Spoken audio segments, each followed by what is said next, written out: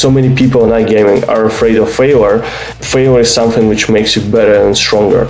I'd rather work with someone who failed a lot in the past and knows the cost of these mistakes.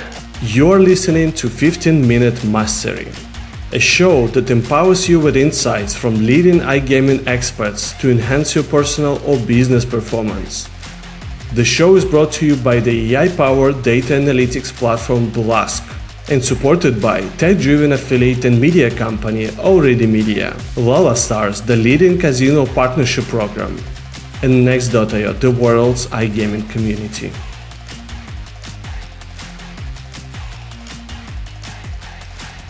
Hello and welcome back to 15-Minute Mastery. Dmitry again is back in the hot seat. He's developed a unique approach to investing, building a personal investment fund organically through direct personal investments and taking on equity in an advisory role. He's got a really hands-on mentorship-driven style that sets him apart in the investment world. And Dmitry, we're really excited to dive into your investment philosophy today. So to kick things off, can you walk us through how you started investing in iGaming businesses?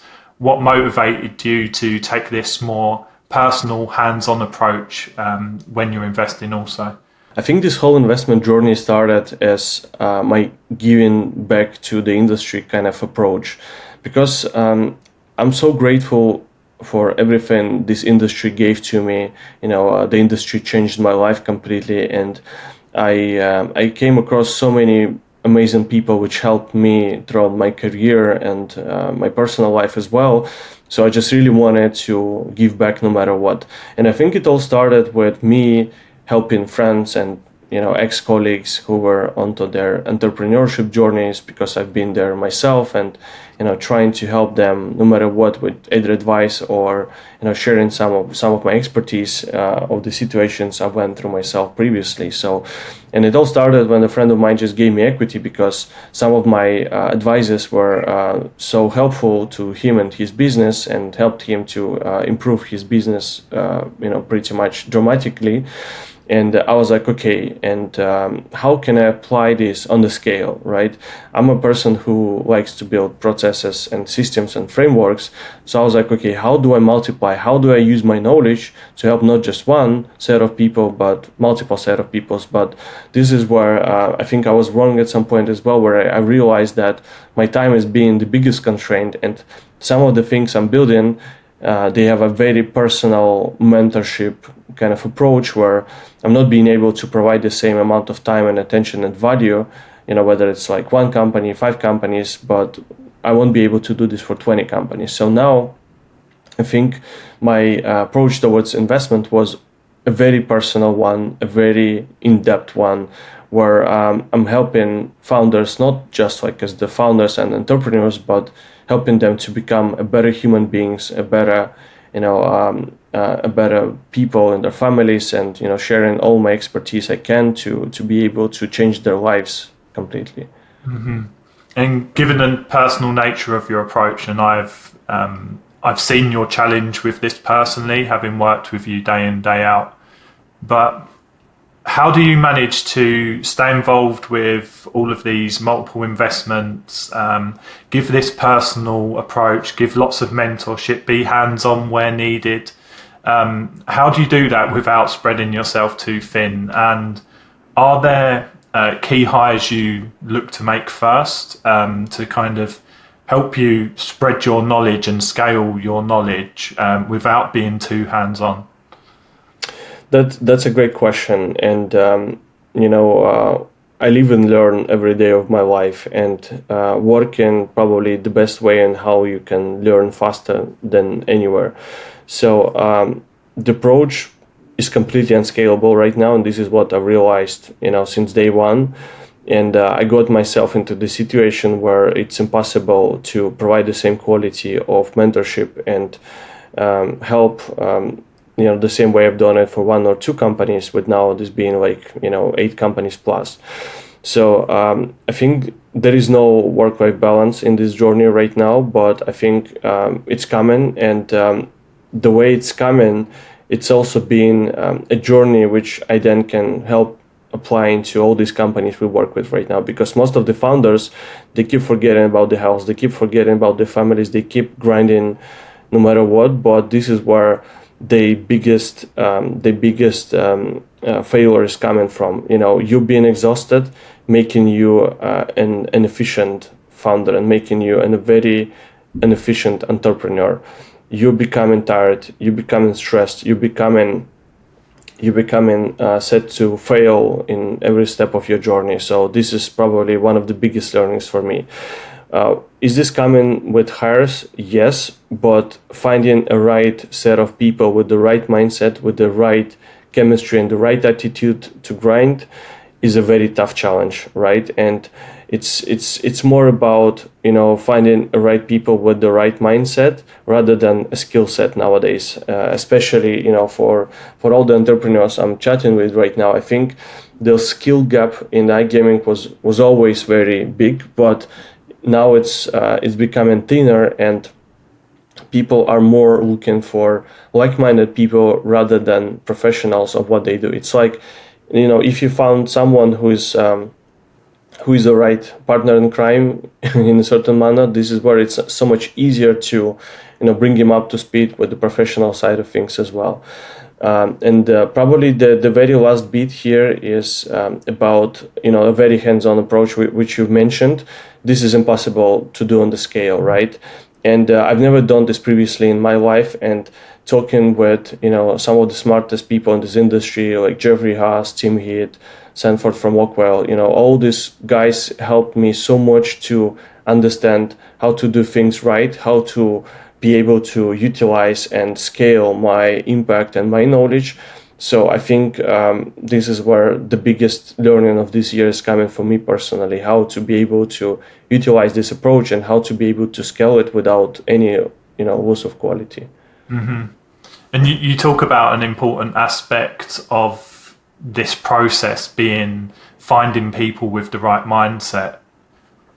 What is the right mindset for you? What does that look like in a leader of the business that you're working with?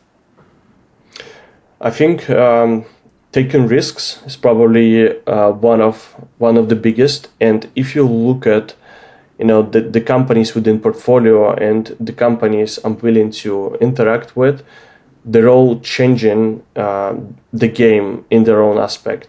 Whether this is like a SEO affiliate, it's changing the game on its own way. If it's a marketing agency, then it does something very different from what rest of the market is doing. So I think all these people were taking this very calculated risks and not being afraid of failure, because so many people in iGaming are afraid of failure, and failure is something which makes you better and stronger. I'd rather work with someone who failed a lot in the past and knows the cost of these mistakes, both from money perspective and personal damage perspective, than with someone who did a great job, 5 times in a row with the success. Means that the first time he fails could be the risk of, ruining the business once and for all. So I think that's number one. The second is probably, I really like initiative-driven people. I really like people who are thinkers, but at the same time they're doers. So people who are initiative enough, and people who want to take a chance and to be able to utilize their mindset and to be able to utilize their skill set and knowledge and do things rather than talk about things. So I think initiative is something which is really missing in this world right now. And people, they, especially the ones who are coming from the big companies background, are not initiative driven enough, and they just wait for you to come and say something. So this is not kind of people I'm really a big fan of working with together, because this is where you need to micromanage a lot. And I think micromanagement is probably one of the worst of all scenes of entrepreneurship, because this is where you cannot really focus on the higher picture, and this is where you're not being able to trust people fully enough, because once you start micromanage, then it's a very hard road to get rid of it. So this is probably number 2. And number 3, I think, the vision. So someone who has a vision on how to do things right, on how to, like I mentioned, changing things. So how to change things right, and to understand how this industry operates on a very granular level are, my type of people. Because combining a right set of game-changing techniques into one big one, synergetical one, is a very rare talent. And I mentioned Tim Heath, I mentioned Sanford, I mentioned all these guys. I was so grateful to work with together, and these are the people who are visionary of our time, and these are the people who can connect things which were never connected before. So I want to work with these kind of people. And this is a very rare talent, and this is that kind of people I really want to have in my organizations. Mm-hmm. And earlier you mentioned that you've had to kind of step away from being so personal, and you perhaps made the mistake early on from being too hands-on. Yet you still lead with this mentorship-driven approach. And it seems you've struck a better balance. Obviously, there's always room for improvement, but what does it look like practically for you now to offer this mentorship-driven investment to a business? Yeah, I think I'm a crazy productivity person in a good way. So every single new productivity tool, when it comes down to the market, I'm testing it immediately. I've read so many productivity books. I've tested so many productivity frameworks and tools, and I think I found my own balance on how to, run my life and routines. So this is where I think I started finding a right approach to making this whole thing more scalable. I've talked about some of these things earlier in the newsletters, but it all comes down to less calls. Probably this is the most important one. This is where you use your time in a very inefficient and unscalable manner. If you're still present on the call, but you're out there wandering, you're out there replying the messages, you're out there thinking about something else, you're being unproductive. So I think cutting the amount of calls, cutting the amount of people I also interact with without any result has been probably one of the biggest things I've done. This is where my time and a lack of focus has been transitioned into the right things where I make a difference and where my time and my input are so much more valuable. And probably the biggest one is the personal task management framework. So I'm using a set of tools which are helping me to track my messages, track my tasks, tracks my projects, tracks the progress of all these items. And this is where I understood how to, with the same input of any human being, could be multiplied dramatically on my end. How to make 1 hour per day, making the impact of 10 hours per day of any other human being. So this was probably one of the biggest discoveries I came up with. And a lot of people are asking me how you can run the newsletter, how you can reply messages, how you can build all these greatest businesses. And by the way, we've managed to build more than 150 mil under our management right now, right? And probably it's going to be more than 200 by the end of this year. So how can I combine all of these things, and stay productive? The reason is why you need to implement the right frameworks, watch how your body operates, watch how your mind operates, understand where you're the most productive, understand what kind of things are dragging your attention away, and to try to cut them down dramatically and ruthlessly. So this is what I was working on probably most of my time this year, and I see a huge progress. And this is what I also try to implement into the companies we work with together, and especially with the founders and their lives, because they are the people who drive the business. And if they are inefficient, it doesn't matter how effective and efficient I am if the projects are not. Yeah, that's really interesting, Dima, and I've seen that personally with you over this journey, how you've implemented these things. You're constantly trialing new tools, new techniques, and you seem to get a lot more done with your time than the normal person. But I want to go back to the aspect of empowering leaders again. You're an experienced manager. You were running massive teams at some of the previous businesses you were in. But right now, it's a very different dynamic because you have more at risk, you have more skin in the game and potentially more to lose, right? So it can be very easy to dive into micromanaging people.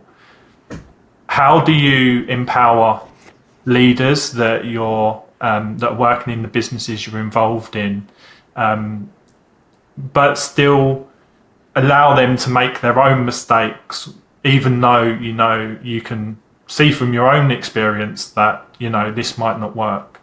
So I think the power of listening to people is underrated, and everyone is not trying to try to get under someone's skin, trying to understand how their minds are thinking, but doing it in the wrong manner, right? I think you need to listen to the person more than speak yourself as the mentor, right? You need to make person speak through his own thinking, speak through his own mistakes, make his own assumptions, and make it a very guided diving process rather than you running this ship and you running this car for these people. So I think you mentioned the word empowering. I think this has been in the heart of organizations since day one.